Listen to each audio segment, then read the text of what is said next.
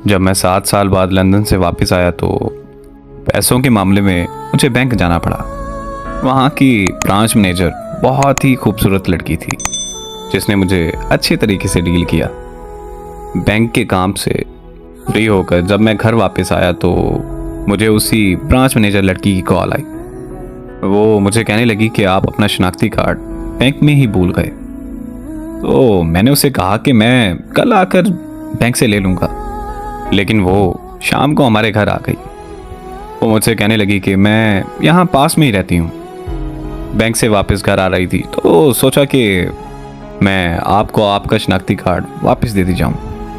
हमारे घर में मेरे अलावा मेरे माँ बाप और एक छोटा भाई था।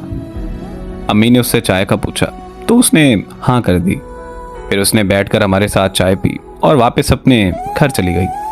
वो मेरी अम्मी की काफ़ी अच्छी सहेली बन गई थी, इसीलिए वो रोज़ बैंक से वापसी पर हमारे घर से होकर अपने घर जाने लगी। मैं और वो रोज़ शाम को चाय पीते और खूब बातें करते थे। हम ना सिर्फ अच्छे दोस्त बन गए बल्कि वो हमारे घर का एक फ़र्द बन चुकी थी। फिर एक दिन उसे पता चला कि मैं लंदन वापस जा रहा हूँ तो वो मेरे कमरे में आकर रोने लगी और ये कहने लगी कि मैं आपसे बहुत ज़्यादा प्यार करती हूँ। मैं आपको देखे बगैर नहीं रह सकती, इसीलिए रोज़ आपके घर आती हूँ। आप प्लीज़ मुझसे इतनी दूर मत जाएं। उसका इजहार मोहब्बत सुनकर मुझे बहुत खुशी हुई क्योंकि मैं भी उससे बहुत ज़्यादा प्यार करता था, मगर इजहार करने से डरता था कि कहीं हमारी दोस्ती भी ख़त्म ना हो जाए।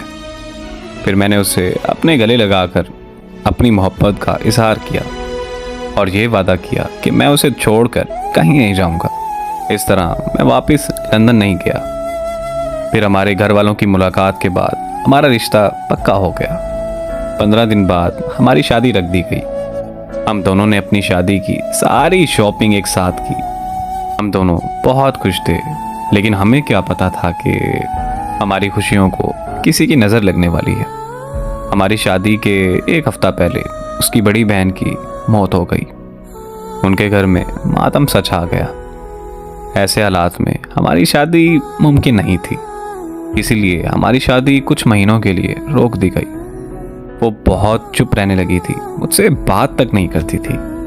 फिर एक दिन मुझे उसकी कॉल आई और वो रोते हुए मुझे कहने लगी कि मुझे माफ़ कर देना, मैं अपने बहनोई से शादी करने जा रही हूँ। अगर तुम ऐसा नहीं करोगी तो मेरी बहन के बच्चे रुल जाएंगे।